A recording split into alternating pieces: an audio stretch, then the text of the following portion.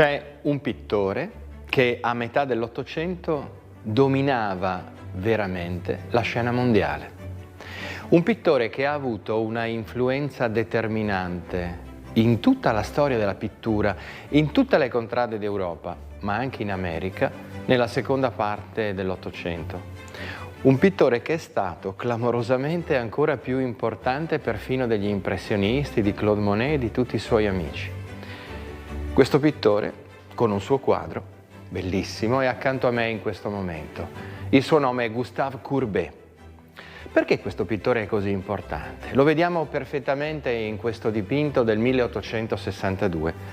Fino a questo momento, la pittura di ritratto o di figura non contemplava assolutamente l'immagine di una ragazza, come in questo caso, che sistema dei fiori su una rastrelliera, cioè non contemplava il senso di una immagine quotidiana.